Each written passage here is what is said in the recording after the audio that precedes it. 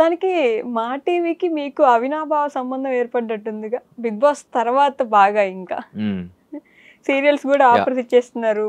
అవునవును, మా టీవీతోనే కనెక్టెడ్ ఉన్నారు అప్పటి నుంచి ఇప్పుడు దాకా. That is true.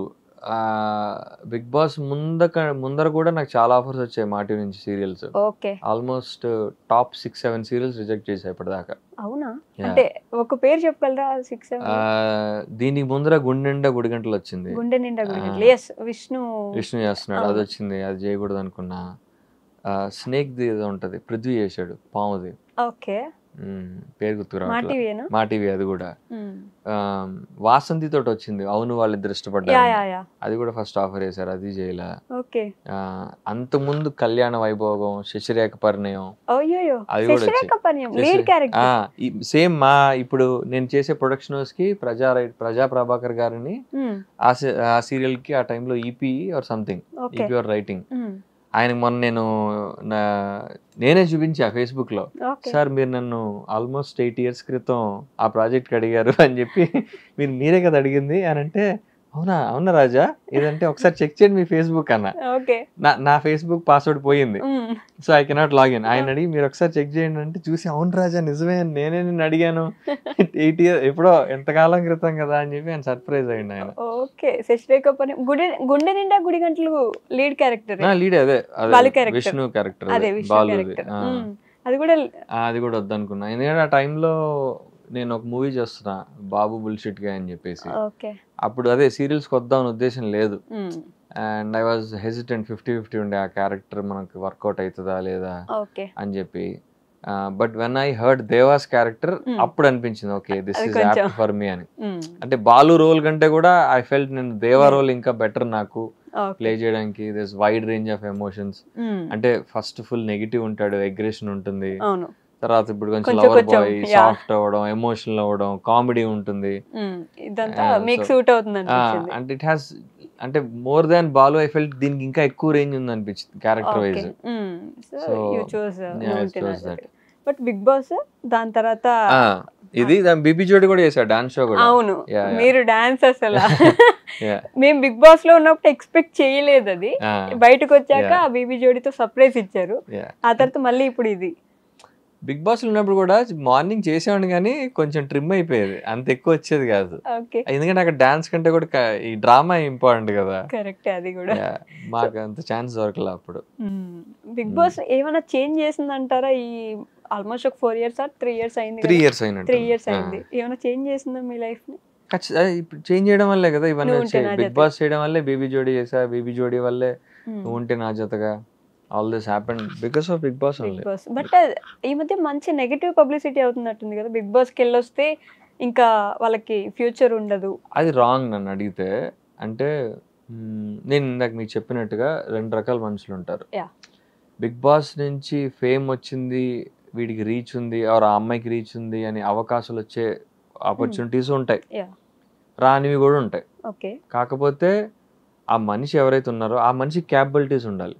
First acting రావాలి, స్క్రీన్ ప్రెజెన్స్ ఉండాలి, ఆ రోల్ కి సూట్ అవ్వాలి, ఇన్ని రకాలు ఉంటాయి, చాలా పర్మిటేషన్స్ ఉంటాయి. అంటే ఇప్పుడు అది వర్కౌట్ అవ్వడానికి అవ్వకపోవడానికి చాలా కారణాలు ఉంటాయి.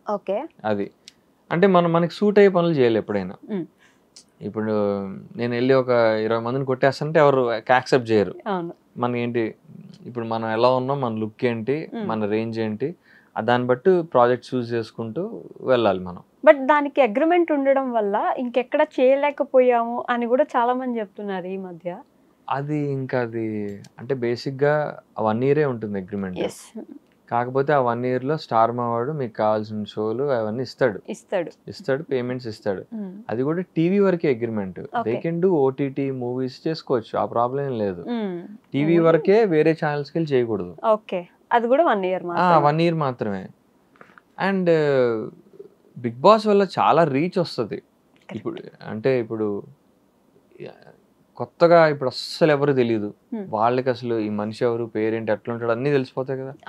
ఆ రకంగా ప్లస్ ఆర్ ఫేడ్ అవుట్ అయిపోయిన స్టార్స్ ఉన్నారు, వాళ్ళకి ఏంటి it's fresh news, like 2.0 second innings లాగా. సో 2 రకాలుగానే అది మంచి అవకాశం, అది దాన్ని మనం సరిగా ఉపయోగించుకోవాలి. అది ఉపయోగించుకునే వాళ్ళు ఖచ్చితంగా ప్లస్ అవుతుంది. కొన్ని సంవత్సరాలు బానే ఉంటుంది, మళ్ళీ ఫేడ్ అవుట్ అయిపోతారేమో. You have to keep doing work కదా. నువ్వు కామ్గా నేను ఎప్పుడో 3 ఏళ్ల క్రితం బిగ్ బాస్ చేశాను ఇంకా బిగ్ బాస్ అంటే కుదరదు కదా. ప్రతి సంవత్సరం బిగ్ బాస్ నుంచి కొత్త వాళ్ళు వచ్చేస్తూ ఉంటారు.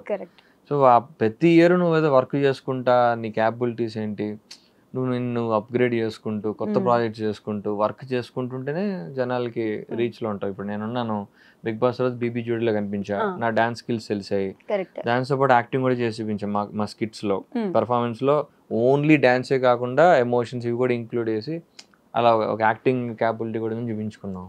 దాని నుంచి నాకు ఈ సీరియల్స్ ఇవి ఆపర్చునిటీస్ వచ్చాయి. మూవీ కూడా చేసా బాహుబలి చెట్టు కానీ. So you have to keep working at it, అంతే చేసుకుంటూ వెళ్ళాలి మనం. యూనో ఇప్పుడు నా బిగ్ బాస్ వాళ్ళకనే కాదు, సినిమా ఇండస్ట్రీలో ఉండేవాళ్ళు కూడా ఎప్పుడో సంవత్సరం క్రితం చేసిన సినిమా అంటే ఆగదు కదా, చేస్తూనే ఉండాలి కదా. ఎవ్రీ ఇయర్ కొత్త వర్క్ వదులుతూనే ఉండాలి, అప్పుడే జనాల రీచ్ లో ఉంటాం మనం. ఈ బిగ్ బాస్ లో ఎవరైనా ఫ్రెండ్స్ ఉన్నారా? Bigg Boss 9 Ritu friend, Emmanuel కొంచెం తెలుసు అంతే. ఎలా అనిపిస్తుంది ఈ సీజన్? మళ్ళీ కొత్తగా అగ్ని పరీక్ష అని ఒకటి పెట్టారు. సీజన్ చాలా టఫ్. అవునా, ఎందుకట్లా? టఫ్ ఎవరికంటే సెలబ్రిటీస్ కి టఫ్. సెలబ్రిటీస్ కి టఫ్? అదేంటి, కామనర్స్ కి కదా ఎప్పుడు టఫ్ ఉండాలి. I don't think so. ఈ సీజన్ సెలబ్రిటీస్ కి టఫ్ అవుతుంది, ఎందుకంటే వాళ్ళు ఒక్క తప్పు మాట మాట్లాడినా కామన్ పీపుల్ మీద మొత్తం సోషల్ మీడియా అంతా లేసేసుకుంటది. అందుకని వాళ్ళు చాలా భయపడుతున్నారు, నాకు అర్థం చూస్తున్నప్పుడే తెలుస్తుంది నాకు. And I also heard a lot of celebrities were scared to go this season because common people versus ilaga నాకు థీమే అర్థమైపోయింది, కామన్ పీపుల్ వర్సెస్ సెలబ్రిటీస్ అని. సో ఎవరికైనా రిస్క్ ఉందంటే సీజన్ సెలబ్రిటీస్కే పాపం. సో ఈవెన్ మాట్లాడితే అంతేలే కామన్ మ్యాన్ కాబట్టి మాట్లాడేస్తారు. అదే అది ఉంటుంది. But I think that should be handled properly, because they should understand that once you're in Bigg Boss నువ్వు కామన్ పీపుల్ సెలబ్రిటీ అని సంబంధం లేదు, ఎవరైనా ఒకటే అని వాళ్ళు అనుకోవాలి, ఆడియన్స్ కూడా అనుకోవాలి. ఏంటి వీడేంటి ఇట్లా అన్నాడు, వీడు సెలబ్రిటీ నుంచి నేను ఎక్స్పెక్ట్ చేయాలా, వీడికి మేనర్స్ లేదా, రెస్పెక్ట్ లేదా అని వాళ్ళు అనుకోకూడదు. They are all equals there.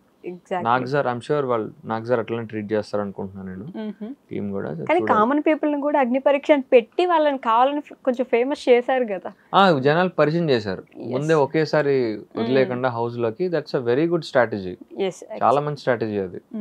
దానివల్ల జనాల్లో ఎంత క్రేజ్ ఉంది బిగ్ బాస్ అన్న విషయం తెలిసింది. అవును కదా, అగ్ని పరీక్ష కూడా చూసారు ఎంత ఇంట్రెస్ట్ గా చూసారు. అసలు ఏమున్నాయి టాస్క్లు, వీళ్ళు ఎలా ఆడుతున్నారు, వీళ్ళు ఎవరు మనుషులు అని చెప్పి. ఇంకా దానికంటే వీళ్ళని ఎవరేమంటారు, ఇప్పుడు వీళ్ళని తిడితే మనం వాళ్ళని సపోర్ట్ చేసి లేపుతాం, ఈ రేంజ్ లో కూడా జడ్జిలు కూడా వేసుకున్నారు కదా, బాగా వేసుకున్నారు. మీరు అలా ఎలా అంటారు, పెద్ద దిగొచ్చారా మీరు ఏమైనా అని చెప్పేసి. బిగ్ బాస్ కి వెళ్తే ఫేమ్ ఎలా వస్తుందో కానీ నెగటివిటీ మాత్రం చిన్న చేస్తే వచ్చేస్తుంది. అదొక భయమేగా ఇప్పుడు. అది ఎప్పుడు అంటుంది అది. బిగ్ బాస్కి వెళ్తే ఖచ్చితంగా ట్రోల్ అవుతారు ఎవరైనా, ఏ పాయింట్ ఆఫ్ టైంలోనా ట్రోల్ అవ్వకుండా బయటకు వచ్చేది అయితే ఉండదు. మీరు బ్రతికిపోయినట్టున్నారు. నేను కూడా కొంచెం ట్రోల్ అయ్యారా? బానే ఏ విషయంలో అయ్యారనుకుంటున్నారు? లవ్ యాంగిల్లోనూ వాటిల్లోనూ అయ్యి ఉంటాయి, ఐడియా ఉంది నాకు. అది పాపం ఇంకా గుర్తుందా మీకు? నావే కదా గుర్తుంటాయి అన్ని.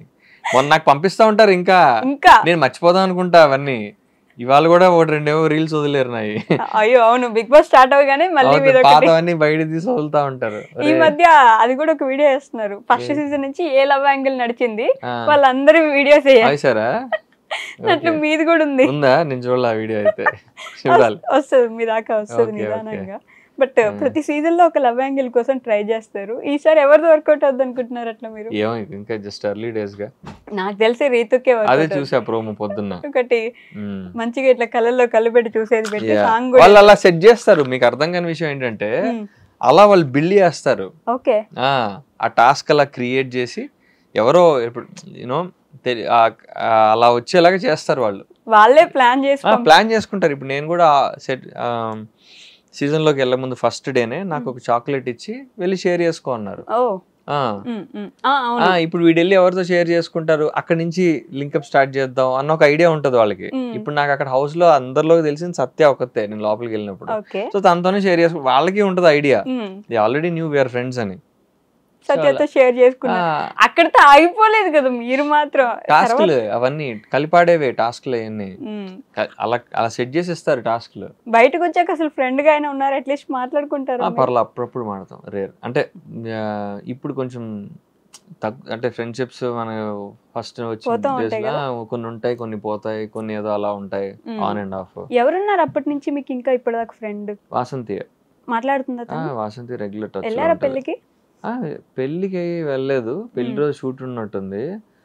బట్ అదే రిసెప్షన్ కి వాటికి వెళ్ళా, తాంబూలాలు వాటికి వెళ్ళాను. ఓకే, తన క్లోజ్ ఉంటుంది. తనైతే టచ్ లో ఉంటది ఎప్పుడు. సత్య అయితే అసలు టచ్ లో లేదు. సత్య ఆన్ అండ్ ఆఫ్ లే, అంటే మాకు మ్యూచువల్ ఫ్రెండ్స్ ఉన్నారు బాగా. మా అక్క అంజలి అక్క వాళ్ళ ఇంటికి వస్తుంటుంది. ఓకే, సో అక్కడ కొంచెం అప్పుడప్పుడు కలుస్తుంటాం. అయితే బిగ్ బాస్ మొత్తం సెటప్ ఏం జరుగుతున్నా నన్ను ముందే వాళ్ళు ప్లాన్ చేసి అలా ప్లాన్ అంటే బేసిక్ గా ఎలా ఉంటదంటే ఒక గేమ్ లాగా సెట్ చేస్తారు. ఆ గేమ్ లోకి ఏ 2 పాయింట్స్ వస్తాయనేది చూస్తారు. అర్థమైందా? ఇలా ఇలా ప్లేస్మెంట్ చేసుకుంటారు. వాళ్ళకి ఒక 2-3 ఆప్షన్లు ఉంటాయి. అవి ఎవరు కనెక్ట్ అయితే ఇంక వాళ్ళు వచ్చి అక్కడ కూర్చుంటారు బేసిక్ గా. అర్థమైందా? అర్థమైంది, ఎందుకు అర్థం కాలేదు అంటే మొత్తం అన్ని పాయింట్స్ ఉంటాయి, ఎవరైతే ఆ పాయింట్లు ఇరుక్కుంటారో వాళ్ళిద్దరు అట్లా సెట్ చేస్తారు వాళ్ళు. అండ్ ఎడిటింగ్ కూడా అట్లా చేసుకుంటారు. అక్కడ ఏమున్నా లేకపోయినా కూడా ఎడిటింగ్ లో మ్యాజిక్ చేస్తారు. అక్కడ ప్రోమోస్ లో అయితే అసలు మామూలు సాంగ్స్ ఇంకా మనం ఏముందా అని ఎదురు చేసి చూడాలన్నమాట. మనం నార్మల్ ఎక్స్ప్రెషన్ ఇచ్చినా కానీ నువ్వు బ్యాక్గ్రౌండ్ స్కోర్ వేస్తే అక్కడ వేరే స్లో మోషన్ వేసి బ్యాక్గ్రౌండ్ వేసావు అనుకో వేరేది అయిపోతుంది అక్కడ. అది కూడా భయమే కదా పాపం. అసలు వెళ్ళిన వాళ్ళకి బయట ఎవరైనా నిజంగా ఉంటే ఫ్యామిలీ ఉన్నారంటే వాళ్ళకి పెద్ద ప్రాబ్లమే అవుతుంది. అలా వాళ్ళు ఎంటర్టైన్ చేయరు ఎక్కువ శాతం. ఎవరైతే సింగిల్స్ ఉన్నారో వాళ్ళు ఫస్ట్ అవన్నీ కనుక్కుంటారు. సింగిలా, మ్యారీడా, లవర్ ఉన్నారా అవన్నీ కనుక్కుని దాన్ని బట్టి ప్లాన్ చేసుకుంటారు వాళ్ళు. ఈసారి కూడా వెయిట్ చేస్తున్నారు పాపం, ఎవరిని కలపాలా, ఎవరిని కలిపితే కంటెంట్ వస్తుందా అని చెప్పేసి. కానీ కామనర్స్ ఒక ఇల్లు, అదొక ఇల్లు, ఇదొక ఇల్లు సపరేట్ సపరేట్ గా చేసి అవును ఇబ్బంది ఏమైనా పెడతారో లేకపోతే ఖచ్చితంగా ఉంటాయి ఇబ్బందులు. డెఫినెట్లీ ఉంటాయా? సెలబ్రిటీస్ కి ఎక్కువ ఇబ్బంది ఉంటుంది, సెలబ్రిటీస్ కి ఎక్కువ రిస్క్ ఈసారి. సో